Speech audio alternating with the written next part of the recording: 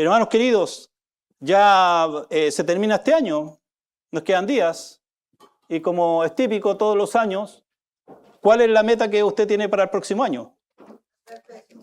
Ah, esa es nueva, ¿no? Nunca alguien ha pensado en esa meta.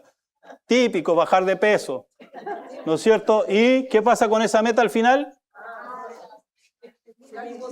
Si alguien aquí se ha puesto esa meta y le ha funcionado, por favor, nos puede dar los datos, la información. Y no sé qué otra meta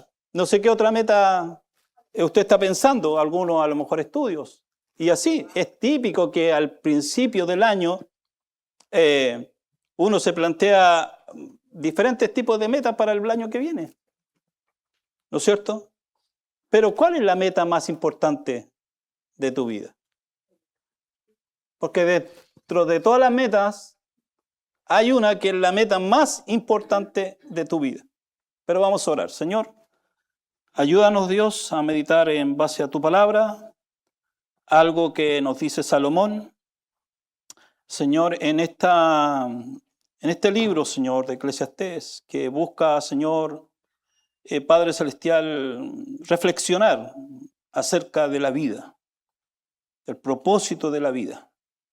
Hay muchas cosas que para Salomón, con toda la experiencia vivida, terminó concluyendo que eran vanas, que al final del día no traían satisfacción, que perdían todo sentido, Señor. Pero él descubrió y confirmó, Señor, algo que todo ser humano en algún momento, Señor, va a descubrir. Hay una meta, Señor, hay un propósito, que es el más alto de todos los propósitos que nosotros los humanos podamos tener. Dios, ayúdanos para que esta reflexión en tu palabra nos ayude, Dios, a enfocar, a reenfocar nuestra vida, Señor, en lo que, Señor, realmente vale la pena. Te lo pedimos, te lo rogamos en Cristo Jesús. Amén. Amén. Bueno, como leímos ahí en Eclesiastés, ¿cómo se llama? Acerca de esto que nos habla Salomón. No. Y lo vuelvo a leer para refrescar en la mente esto que dice Salomón. Dice ahí en Salomón, Eclesiastés 12, 9 al 13, dice: y cuanto más sabio fue el predicador, tanto más enseñó sabiduría al pueblo, e hizo escuchar, e hizo escudriñar, y compuso muchos proverbios. Procuró el predicador hallar palabras agradables y escribir rectamente palabras de verdad. Las palabras de los sabios son como aguijones, y como clavos hincados son las de los maestros de las congregaciones, dadas por un pastor. Ahora, hijo mío, a más de esto, sea amonestado. No hay fin de hacer muchos libros, y el mucho estudio es fatiga de la carne. El fin de todo el discurso oído es este: teme a Dios y guarda sus mandamientos, porque esto es el todo del hombre. Entonces aquí yo titulé, en base más o menos lo que Salomón está expresándonos aquí, este sermón lo titulé La meta más importante de tu vida. Pero lo primero, la meta más importante de tu vida va a ser el resultado, resulta del entendimiento de la palabra de Dios. O sea, una persona fuera de la palabra de Dios puede definir, y así ha sido, puede considerar para él cuál es la meta más importante de la vida. Pero la verdad, que esa definición, esa conclusión, no va a realmente al final del camino, la persona va a descubrir que no era tal. Entonces, para poder saber cuál es la meta más importante de tu vida, eso va a ser el resultado de un entendimiento de la palabra de Dios. ¿Por qué? Porque sencillamente la palabra de Dios es como el manual de vida. O sea, yo lo veo de esta manera. La palabra de Dios es como una radiografía, ¿no es cierto? Cuando usted va al doctor, ¿no es cierto? Y el doctor necesita ver qué problema hay internamente, a veces le hacen una radiografía. Esa radiografía muestra, ¿no es cierto?, cierta realidad que nos puede indicar cuál puede ser el problema. Bueno, la palabra de Dios es como eso. La palabra de Dios nos muestra cuál es la realidad del hombre, cuál es el propósito del hombre, cuál es el diseño del hombre, etcétera, etcétera, etcétera. Eso es. O sea, nosotros no podemos descubrir qué es el ser humano fuera de la palabra de Dios. Es imposible. Entonces, ¿por qué digo que resulta del entendimiento de la palabra de Dios? Mire lo que dice ahí el versículo 12 de Eclesiastés, o sea, el versículo 9 de Eclesiastés. Dice, y cuanto más sabio fue el predicador, tanto más enseñó sabiduría al pueblo. E hizo escuchar, e hizo escudriñar, y compuso muchos proverbios. Ahí hay frases importantes. Y las frases importantes en las palabras que está diciendo Salomón aquí son, tanto más enseñó sabiduría al pueblo. Salomón, ¿no? Y también hizo escuchar, e hizo escudriñar. Esas palabras son muy importantes. Entonces, Salomón le dio importancia a la instrucción y a la orientación de la palabra de Dios. Le dio una importancia muy relevante. Él sabía que gastar tiempo en poder instruir, en poder enseñar, en hacer escuchar y en alentar el escudriñar la palabra de Dios, Salomón sabía que eso era vital. Mire, es vital esto. ¿Sabe qué? En un orden de prioridades,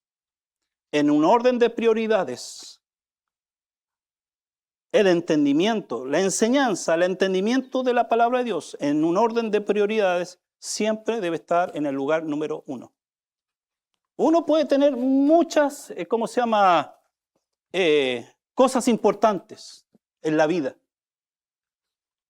Pero para que usted pueda entender cuál es la meta más importante en su vida, tiene que estar en esa lista de cosas importantes en su vida, en el lugar número 1, tiene que estar el entendimiento, la enseñanza, el escudriñar la palabra de Dios. Mire lo relevante que es. Si me acompaña a Hechos, al libro de Hechos, aquí uno puede ver qué tan relevante es esto que Salomón se dedicó, se enfocó en entregar esta enseñanza, en alentar el escudriñar, el escuchar, la sabiduría que viene de Dios. Y miren lo que dice Hechos 6, 2 al 4. Aquí está el contexto de los, de los apóstoles, los discípulos del Señor Jesús. Ya se ha ido formando la iglesia y en ese ir formando la iglesia surgen necesidades que antes no habían. Entonces ahora hay cientos y cientos de personas que se han agregado a en ese momento, nuevo, vamos a decir, institución que es la iglesia. Y resulta que surgen necesidades. Entonces, una necesidad era, bueno, ¿cómo atendemos ahora a las viudas? ¿No es cierto? Porque la cosa no estaba ordenada y estaba generando problemas. Entonces, probablemente las personas pensaron, bueno, ¿quiénes son las personas más indicadas para poder ayudarnos a resolver este problema? ¿No? Atender a las viudas en sus necesidades. Bueno, los apóstoles. Bueno, y mire lo que dice aquí, Hechos 6, 2 al 4, dice, entonces los 12, dice, convocaron a la multitud de los discípulos y dijeron, mire lo que dijeron, no es justo que nosotros dejemos la palabra de Dios para servir a las mesas. No es justo que nosotros dejemos la palabra de Dios para atender a las mesas. O sea, a esta necesidad que tenían las viudas. Dice, Buscad pues, hermanos, de entre vosotros a 7 varones de buen testimonio, llenos del Espíritu Santo y de sabiduría, a quienes encarguemos de este trabajo. Y nosotros, dicen ellos, persistiremos en la oración y en el ministerio de la palabra de Dios. En el ministerio de la palabra. Uno dice, podría pensar, ¿no? Pero ¿cómo? Esa falta de disposición, esa falta de servicio. Y eran discípulos y apóstoles de Jesús y no están dispuestos a servir a las mesas. No, no tenía que ver con eso. Ellos sabían que tomar esa responsabilidad iba a, ¿cómo se llama?, a exigir el tiempo de su tiempo. Y eso implicaba que iban a tener menos tiempo para enfocarse en lo que ellos en ese momento tenían súper claro, hermanos, súper claro. Los apóstoles tenían súper claro que esto, la palabra de Dios, la instrucción, la enseñanza, como dice Salomón, enseñar sabiduría al pueblo, hacerles escuchar, hacerles escudriñar la palabra de Dios, es vital. Es vital. Entonces ellos no iban a transar. Ellos sabían que la salud, mire, la salud espiritual de esos creyentes, la salud espiritual, y no solamente la salud espiritual, porque el asunto es así. Si nuestra salud espiritual está sana, nuestra salud mental está sana. Todo nuestro cuerpo se ve impactado por la condición en que esté nuestra salud espiritual. Entonces, las implicaciones son tremendas. Entonces, por eso ellos dijeron no. O sea, nosotros no podemos, porque no es justo que nosotros dejemos lo más importante por tomar otra responsabilidad. Porque esto no es importante para nosotros. Esto es importante para ustedes. Es vital para ustedes. Ustedes necesitan ser instruidos, ser orientados, ser guiados en los principios de la palabra de Dios. Entonces, esto tiene que ver con ustedes, con la necesidad de ustedes. Entonces, es importante tener un entendimiento, pero de todo el contexto de la palabra de Dios. ¿Para qué? Es importante tener un entendimiento de todo el contexto de la palabra de Dios. De todo el contexto. ¿Para qué? Para que nosotros tengamos una perspectiva apropiada. ¿No es cierto? Una perspectiva equilibrada. Y de así nosotros podemos definir, en base a eso, a un entendimiento de todo el contexto de la palabra de Dios, nosotros ahora ya podamos ver con claridad y así nosotros podemos ir definiendo qué es lo más importante en la vida. Hechos 20, 25, dice lo siguiente. Dice, y ahora he aquí, yo sé que ninguno de todos vosotros, entre quienes he pasado predicando el reino de Dios, verá más mi rostro, dice Pablo a los creyentes aquí. Dice, por tanto yo os protesto en el día de hoy, que estoy limpio de la sangre de todos. Y mire lo que dice Pablo, porque no he rehuido anunciaros todo el consejo de Dios. Porque no he rehuido anunciaros todo el consejo de Dios. ¿Se da cuenta lo importante, lo vital, lo prioritario? Que para poder definir cuál es la meta más importante de mi vida, de tu vida, de la vida de cualquier ser humano. Aquí no estamos hablando solamente, este mensaje no solamente se relaciona con los que creen en la existencia de Dios, que creen que Jesús murió en la cruz para salvarnos de nuestros pecados. No, esta cuestión tiene relación con todo ser humano. O sea, un ser humano, para que pueda definir cuál es la meta más importante de su vida, necesita tener un entendimiento de la palabra de Dios. Y ese entendimiento tiene que ser en todo el contexto de la palabra de Dios. Un entendimiento, no un simple conocimiento. Porque una cosa es conocer la palabra de Dios y otra cosa es tener un entendimiento de la palabra de Dios. No es lo mismo. Conocimientos son, digo yo siempre, es como conocer las piezas de un rompecabezas. Y usted la conoce perfecta. Cada pieza usted la conoce. Usted me podría dar cada detalle de esas piezas que usted conoce del rompecabezas. Pero usted no sabe, no puede ver, digamos, el rompecabezas completo. Así que usted no sabe qué lugar ocupa esa pieza, que se la sabe de memoria, en todo ese rompecabezas y no puede ver toda la figura al armar el rompecabezas completo. Entonces, cuando uno tiene un entendimiento en todo el contexto de la palabra de Dios, mi perspectiva es otra. Puedo ver con claridad. Entonces, puedo, en base a eso, definir ahora con claridad, en base a un entendimiento de la palabra de Dios, qué realmente es lo más importante en la vida. Segundo, necesitamos dirección para definirla. Necesitamos dirección para definir cuál es la meta más importante en nuestra vida, o para nuestra vida, o para tu vida. Eclesiastés 12, ahí donde estábamos, dice: las palabras de los sabios son como aguijones, y como clavos hincados son las de los maestros de las congregaciones dadas por un pastor.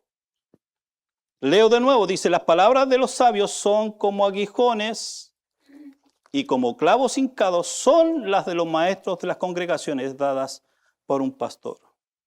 Y aquí hay una par de palabras que llaman mucho la atención. La primera palabra que llama mucho la atención es que las palabras de los sabios son como aguijones. Y aquí el contexto de aquí tiene que ver con el guiar a un ganado, ¿cierto? Entonces, el aguijón era un instrumento para punzar, para aguijonear al ganado o al animal. ¿Para qué? Para captar, para llamar su atención. Y esto lo usaban los pastores con el fin de guiar y o redirigir al animal. Entonces, el pastor tiene que guiar al animal y usa lo que se llama un aguijón. Algo puntiagudo, una vara puntiaguda, y el animal, el pastor quería que fuera por cierta dirección. Si el animal empezaba a desviarse, el aguijón. O si el pastor quería que empezara a caminar, el aguijón. Interesante lo que la figura que usa Salomón aquí. ¿Por qué? Porque esto me hace recordar algo importante. 2 Timoteo 3:16, hay una palabrita ahí, que es la que quisiera destacar, que dice que toda la Escritura, otra vez volvemos a la palabra de Dios, que es importante porque para definir la meta más importante de mi vida, de tu vida, va a resultar de un entendimiento de la palabra de Dios. Entonces, necesitamos dirección para definir eso. ¿De dónde va a venir esa dirección? De la palabra de Dios. Y como dice Salomón, las palabras de los sabios son como aguijones. Y dice aquí, 2 Timoteo 3:16, toda la Escritura es inspirada por Dios y útil para enseñar. Y esta es la palabrita que me llama la atención. Para redarguir. Para redarguir. O sea, así como el aguijón, cuando el pastor punza al animal con el aguijón, hace que el animal reaccione. Y el pastor capta de manera automática, pero inmediata, la atención del animalito. ¿Para qué? Para que él entienda por dónde tiene que ir. Así de la misma manera, la palabra de los sabios, en este caso la palabra de Dios, nos redarguye. O sea, nos incomoda, nos confronta, busca provocar en nosotros una reacción también de la misma manera, inmediata. Busca en nosotros despertar nuestra atención. O sea, por un lado nos muestra el error. Eso es lo que hace cuando la palabra redarguye, nos muestra el error. ¿No es cierto? Porque de repente nosotros tenemos nuestro propio criterio, nuestra propia opinión. ¿Y de dónde viene ese criterio? ¿Y de dónde viene esa opinión? Bueno, muchas veces viene de cualquier lugar menos de la palabra de Dios. Y a veces venimos en la vida arrastrando todas esas ideas y conceptos y nosotros estamos convencidos de que estamos bien. Y eso pasa en el matrimonio. ¿No es cierto? En el matrimonio uno puede notar eso, porque uno viene con patrones de conducta, ¿no es cierto?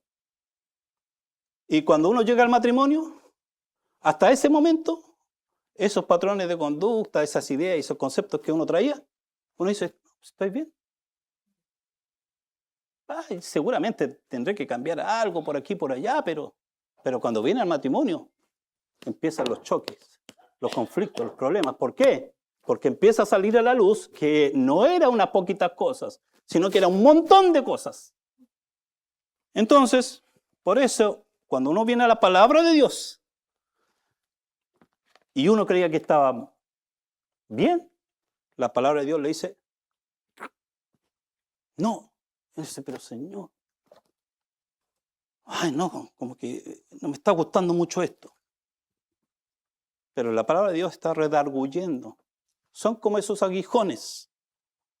Entonces, nos muestra el error, nos convence de una falta, nos hace ver lo incorrecto para corregirlo, para redirigirnos. Eso es lo que hace la palabra de Dios. Entonces, para definir la meta más importante de nuestra vida, necesitamos dirección. Ahora, cuando nosotros vamos en cierta dirección, la palabra de Dios primero nos redarguye y luego nos redirige. Y la otra palabrita ahí en el versículo de Eclesiastés 12 es la palabrita clavos hincados. ¿No es cierto? Clavos hincados son esos clavos que usted empieza a clavar y quedan ¡pum! Cuesta un mundo sacarlo. Ahí quedan esos clavos. Bueno, mire lo que dice Proverbios 6:23.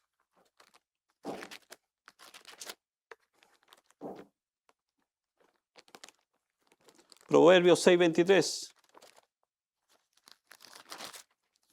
Dice la palabra de Dios ahí, otra vez Salomón, ahora escribiendo Proverbios, lo que nos dijo Eclesiastés, que él se dio a escribir todo esto después de su experiencia de vida. Dice 6:23, porque el mandamiento es lámpara y la enseñanza es luz y camino de vida las reprensiones que te instruyen. Porque el mandamiento es lámpara y la enseñanza es luz y camino de vida a las reprensiones que te instruyen. Así funciona la palabra de Dios. Cuando nosotros, y esto es lo que es la gran diferencia, por lo menos esa ha sido mi experiencia personal. Cuando usted lee la Biblia, usted la puede leer, ¿no es cierto? Y la puede leer desde Génesis hasta Apocalipsis, y leerla nomás, y pasa por encimita, y la leyó completa. Pero aquí nada cambió. Aquí nada cambió, y por tanto aquí tampoco nada cambió. Cuando uno se detiene en un texto, en un pasaje, y uno se detiene, y empieza a mirar cada detalle ahí, ¿qué es lo que está diciendo? Y cuando uno empieza así, se empieza a acercar a la palabra de Dios de esa manera, uno empieza a descubrir las verdades que están ahí. Que no están por encimita, están como abajo de la superficie. Y cuando uno empieza a descubrir eso, wow, uno dice, nunca y seguramente a más de alguno le ha pasado. ¿Cuántas veces leí este pasaje? Y ahora que me detuve, lo escudriñé, lo analicé, reflexioné y me acaba de impactar, porque cambió totalmente una idea que yo traía. El hecho de hacer esto cambió mi manera de pensar.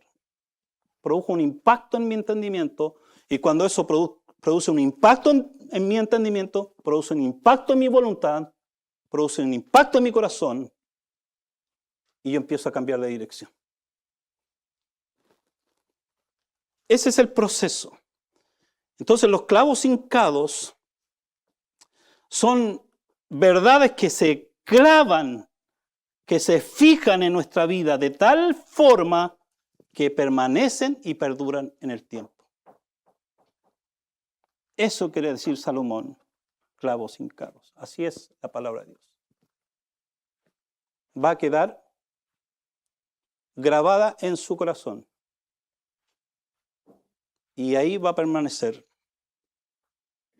Por eso necesitamos dirección. Porque como dice Proverbios, la palabra de Dios es como esa luz. Cuando tenemos esa verdad arraigada en nuestro corazón, la palabra de Dios arraigada en nuestro corazón, vamos viendo con claridad el camino. Y por lo tanto vamos teniendo dirección para definir qué son las cosas más importantes en la vida y cuál es la meta más importante en la vida. Tercero, debemos evitar distractores. Ahí en el mismo pasaje, nuestro pasaje central, en el versículo 12, dice, ahora, hijo mío, dice Eclesiastés, ahora, hijo mío, a más de esto, dice, sea amonestado, dice, no hay fin de hacer muchos libros, y el mucho estudio es fatiga de la carne. O sea, lo que Salomón nos está diciendo aquí, que el conocimiento en sí, cuando nosotros buscamos el conocimiento en sí, eso puede ser algo, por un lado, interminable. Interminable. Leer libros, libros, libros y libros, eso es algo que puede ser interminable, buscando el conocimiento como algo que en sí esperamos que le dé sentido y propósito a nuestra vida, puede ser interminable y nunca lo vamos a descubrir. Mire, esto nos llevará, interminable, que no nos llevará a lograr la meta más importante de la vida, solo nos hará distraernos y gastar el tiempo sin ningún provecho finalmente. Por eso dice Salomón, no hay fin de hacer muchos libros. Usted podría dedicarse a leer un montón de libros y al final del día usted se va a dar cuenta que no tuvo sentido. Y no me estoy refiriendo a libros, exactamente libros cristianos, me estoy refiriendo a libros que hablan de filosofía y un montón de ideas, ¿no es cierto? Y usted tiene la esperanza de encontrar en ese conocimiento, descubrir qué es lo más importante, cómo debe caminar en la vida, qué debe perseguir. No va a encontrar sentido en eso. Y segundo, también es vano. ¿Por qué? Porque puede consumir nuestro tiempo, puede consumir nuestras energías y finalmente no nos llevará a cumplir con el propósito que le da real sentido a nuestras vidas. Miren, en el seminario teníamos un compañero que la primera vez que entré a su dormitorio, entro al dormitorio y estaba su cama, y atrás de la cama él tenía una biblioteca inmensa, cantidad de libros. Y cuando yo vi eso dije, ¿los leerá todos? Porque son muchos libros. Y yo no estoy hablando de 10 libros. Estoy hablando de tal vez 50 libros o más. Pero ese compañero que tenía toda esa cantidad de libros, tuvo un comportamiento inaceptable en el seminario. Recuerdo, hasta tuvieron que, digamos, pedirle que saliera del seminario. Entonces, ahí uno dice, como que esas cosas no tienen sentido. Cuando uno cree que va a encontrar en el conocimiento por sí mismo el sentido, el propósito y descubrir cuál es lo más importante de la vida, no es así. Por ejemplo, 1 Corintios 8, 1 al 2 dice, en cuanto a los sacrificados a los ídolos, dice Pablo, sabemos que todos tenemos conocimiento. Y aquí hay una frase, aunque este tema tiene que ver con el problema que había en esa ciudad, con creyentes que se habían convertido, que tenían un trasfondo de cuestiones ocultistas, donde se sacrificaban animales a esos ídolos y todo eso. Pero hay una frase que me llama la atención de lo que Pablo dice aquí en ese contexto. Dice, el conocimiento, dice, envanece. El conocimiento envanece. Y eso es lo que pasa. Cuando uno pretende encontrar el propósito de la vida buscando adquirir mucho conocimiento, como pasa con los filósofos, ¿no es cierto? Ellos se dan a la tarea de adquirir el mayor conocimiento posible. Pero ¿qué pasa al final del camino?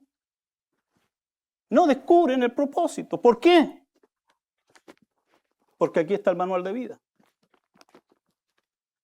Entonces, Pablo continúa diciendo, pero el amor edifica. Y si alguno, dice Pablo, dice, y aquí en Corintio, también en la ciudad de Corintio, se daba mucho esta cuestión de la discusión filosófica y todo eso. ¿No es cierto? ¿Se acuerdan cuando Pablo entró al Areópago ahí y lo menoscabaron? ¿No? Diciendo que él venía hablando cosas que, bueno, después vamos a escucharte de nuevo a ver si lo que dices funciona o no funciona. Pero bueno, dice, y si alguno se imagina que sabe algo, dice Pablo, aún no sabe nada como debe saberlo. Si usted cree que sabe algo, que ya es una persona sabia, que su conocimiento de la filosofía, del estudio de la vida, fuera de la palabra de Dios, usted va a tener la sensación de que ya sabe mucho. Pero quiere decirle algo, dice Pablo, usted en realidad no sabe nada como usted debiera saberlo. ¿Y cómo usted debiera saberlo? En base a la palabra de Dios. Y cuarto, la meta más importante de la vida está declarada por la misma palabra de Dios. Y esto me encanta lo que dice aquí Salomón. Porque el libro de Eclesiastés es un libro de reflexión de cuál es el propósito de la vida. ¿Por qué estamos aquí? ¿Para qué estamos aquí? ¿Para qué existimos? ¿Para qué vivimos? Salomón se dedica a eso, a hacer toda una reflexión de la vida, obviamente, inevitablemente, conectado con la realidad de un Dios que creó todas las cosas y que diseñó todo. Entonces, Pablo dice en el versículo 13, el fin de todo el discurso oído es este. O sea, todo lo que Salomón ha venido diciendo desde el capítulo 1, versículo 1 en adelante, todo lo que nos viene hablando y diciendo de un montón de cosas, de un montón de aspectos de la vida, Pablo dice, todo el fin de todo lo que yo he dicho, de todo lo que he escrito, la conclusión es la siguiente. Teme a Dios y guarda sus mandamientos. Y esta es la frase que a mí me impresiona. Porque esto es el todo del hombre. En filosofía es el sumo bien. ¿Qué es la meta más importante en la vida? Bueno, diferentes corrientes filosóficas definen eso de diferentes formas. Diferentes metas. El sumo bien es el fin último, el más elevado de la existencia humana o del universo. Es un concepto central en la filosofía y teología que varía según la persona que lo dice. o según el pensador. Por ejemplo, Aristóteles. ¿Qué decía Aristóteles? ¿Cuál es la meta máxima, el sumo bien, lo más importante, el fin último? Bueno, Aristóteles decía, es la vida virtuosa, y decía, y la sabiduría. Y todos conocemos a Aristóteles por ser un filósofo muy famoso por su, digamos, por todo lo que escribió en cuanto a la filosofía de la vida. Él decía que es la vida virtuosa y la sabiduría. Para Kant, otro filósofo decía, la unión de la virtud y la felicidad. Para San Agustín, es Dios mismo. Y para el estoicismo de Séneca, dice aquí, la virtud guiada por la razón. O sea, el sumo bien, la meta máxima en la vida, es el objeto final que da sentido a todos los demás fines y deseos. Es lo máximo, la meta más importante. Eso es. Ahora, y esto para mí es tremendo, cuando nosotros, queridos hermanos y visitas, y cualquier persona que un día escuche esto por ahí, cuando nosotros no estamos alineados, cuando nosotros no estamos alineados con el propósito y la meta más importante en nuestras vidas y ponemos otras cosas en su lugar, nada tiene sentido.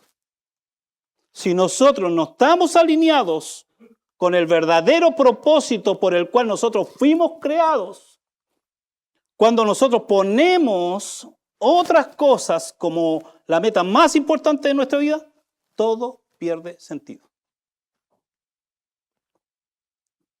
Y hay un texto, hay un versículo que es Lucas 12:15, que nos puede clarificar y decir de una manera pero bien evidente esto. Lucas 12:15 al 21 dice, hablando el Señor Jesús, dice,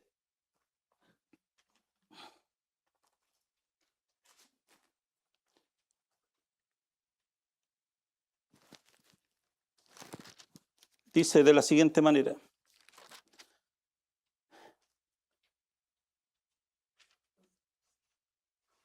Dice, y les dijo, mirad y guardaos de toda avaricia.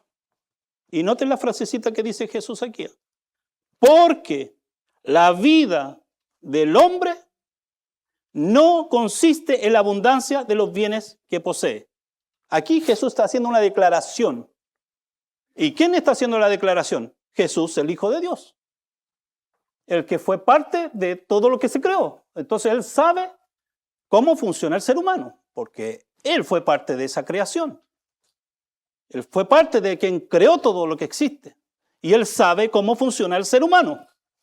Y Él está diciendo que la vida del hombre no consiste en la abundancia de los bienes que posee. Y aquí pone un ejemplo. También le refirió una parábola diciendo, la heredad de un hombre rico había producido mucho. Y él pensaba dentro de sí, diciendo, ¿qué haré?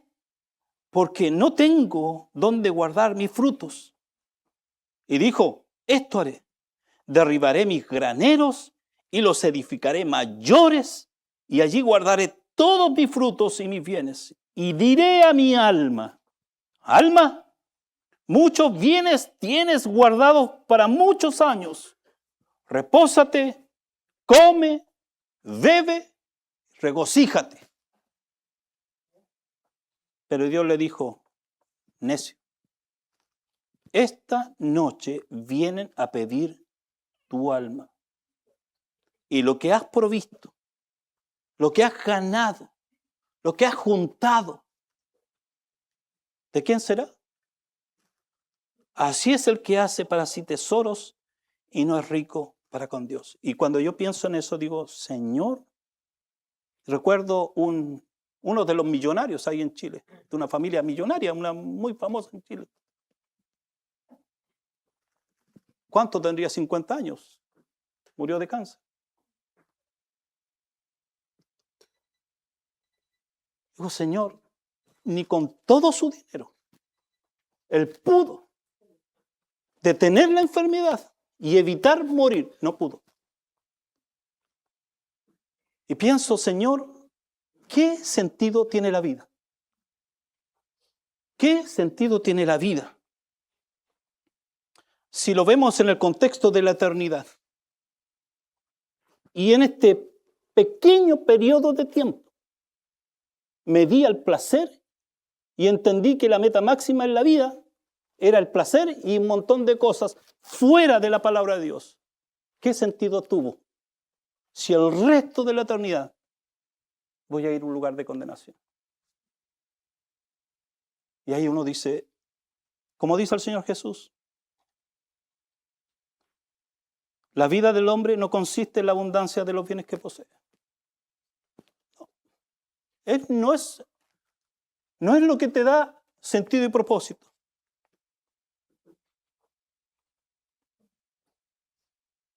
La meta más importante en la vida es, como dice Salomón, temer a Dios y guardar sus mandamientos. Cuando Salomón dice temer a Dios, no es tenerle miedo. No. Hay dos palabritas, dos conceptos que están encerrados en esa palabra temer.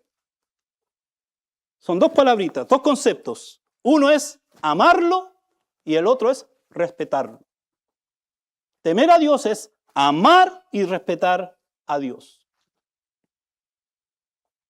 Y guardar sus mandamientos. Dice, porque eso es el sumo bien. El todo del hombre es la meta máxima. Amarlo y respetarlo, pero también guardar sus mandamientos. O sea, vivir guiado por los principios. Mire, vivir guiado por los principios y los valores divinos. Eso nos permite a nosotros estar alineados con el diseño de Dios de la vida. En consonancia con ese diseño. En sintonía con ese diseño. Con el propósito con el que Dios creó al ser humano. Y eso va a traer como resultado una vida plena.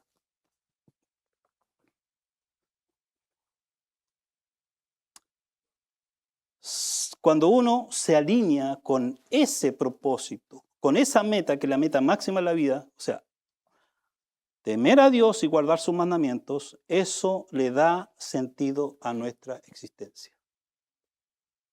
Es increíble, a usted seguramente le ha pasado.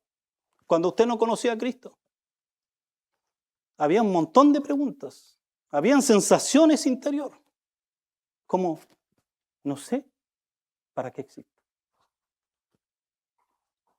Pero cuando uno viene a esa relación con Dios, y cuando uno viene a un entendimiento de la palabra de Dios, y uno empieza a amar a Dios, o sea, a temer a Dios y guardar sus mandamientos, nosotros empezamos a tener sentido en nuestra existencia. Nosotros empezamos a tener un propósito por el cual vivir. Y esto, hermanos queridos, como efecto colateral, todos los demás aspectos de la vida se van a alinear con ese propósito y todos esos demás aspectos de la vida van a cobrar significado y sentido. Cuando usted está conectado con la meta máxima, con el propósito máximo, todas las demás áreas de su vida, como efecto colateral, van a estar alineados con eso. Y cada área de su vida va a tener sentido y propósito. Por ejemplo, el matrimonio. Por ejemplo, la familia. Por ejemplo, la paternidad. Por ejemplo, la maternidad. Por ejemplo, las relaciones interpersonales. Por ejemplo, hasta en el área laboral. Todo se va a alinear con ese propósito central en su vida y todas esas demás cosas van a cobrar sentido también. ¿Se acuerdan cuando al Señor Jesús le preguntaron, ¿cuál es el gran mandamiento? ¿Y cuál fue la respuesta del Señor Jesús? El gran mandamiento. Miren, el gran mandamiento es amarás al Señor tu Dios con todo tu corazón, con toda tu alma y con toda tu mente. Cuando uno, al ir descubriendo en la palabra de Dios, lo que Salomón nos declara, uno va experimentando una sensación de que la vida tiene sentido, de que la vida vale la pena vivirla, de que hay un propósito por el cual vivir. Entonces, mi pregunta esta mañana es, dentro de las varias metas que nosotros podamos tener en la vida, que algunas pueden ser legítimas, ¿cuál es la más importante? ¿Es esta? Si no es esta, nosotros vamos a experimentar y a confirmar, pero de otra manera diferente, lo que Salomón nos ya declaró ahí en Eclesiastés. Que al final del día nos vamos a dar cuenta y decir, mi vida no tiene sentido. Y con esto confirmo que Salomón tenía razón, que temer a Dios y guardar sus mandamientos, eso en realidad era la meta más importante que yo debía tener. Oremos, Señor. Padre Celestial, como humanos, como seres humanos, Dios, que han sido impactados, Dios, por la caída de nuestros padres, de Adán y Eva, inevitablemente. Esta naturaleza, Señor, nos hace ir en otra dirección, en la búsqueda, Señor, de la meta más importante de nuestra vida. A veces, Señor, creemos que la vamos a encontrar en otras cosas. Y al final, Padre Celestial, algo ocurre, algo en un sentido extraño pasa con nosotros los seres humanos, porque al final del día no encontramos que nuestra vida tenga sentido ni propósito cuando la buscamos, Señor, fuera de ti. Señor, ayúdanos a nosotros, porque aunque somos hijos tuyos, somos creyentes. A veces, Señor, por las cosas que están ocurriendo en nuestra vida, a veces, Padre Celestial, estamos dando a entender que en realidad, Señor, temerte a ti y guardar tus mandamientos no está siendo la meta más importante de nuestra vida. Ayuda a mis hermanos, Dios, que Padre Celestial puedan reenfocar y redefinir, Dios, qué debe ser lo más importante en su vida para el 2026. Pero también por aquellos que no te conocen aún, que aún no han experimentado, Señor, el nuevo nacimiento. Padre Celestial, que tu palabra esta mañana pueda trabajar en sus corazones y sus mentes, para que, Padre Celestial, tú los impulses, Señor, a rendir sus vidas a Cristo, para que ahí ellos puedan descubrir por sí mismos, Señor, por experiencia personal, Señor, que la vida es totalmente distinta cuando tú eres el centro y cuando Cristo es nuestro Salvador. Padre, te lo pedimos, te lo rogamos y damos gracias, Señor, en Cristo Jesús. Amén.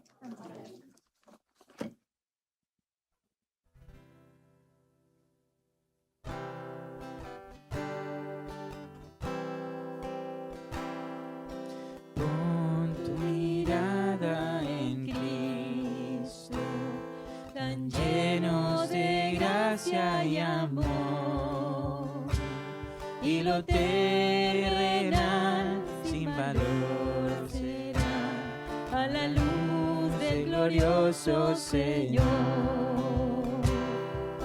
Pon tu mirada en el monte, verás su justicia y favor.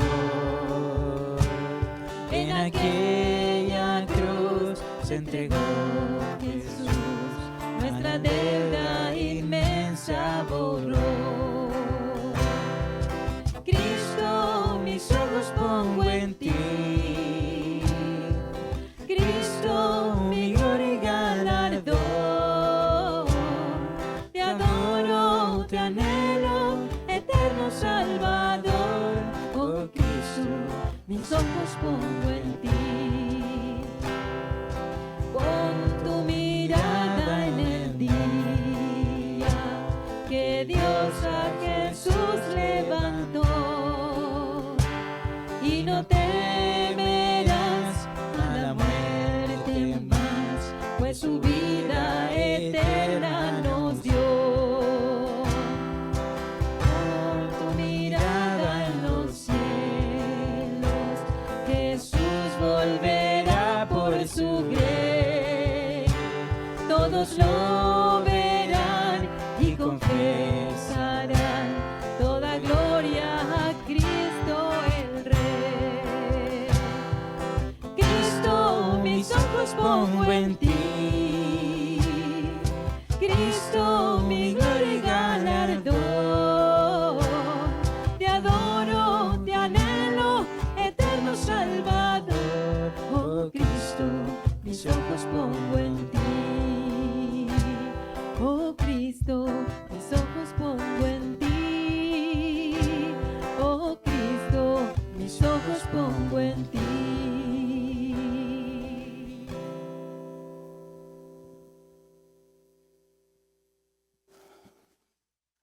Bueno, como dice la palabra de Dios,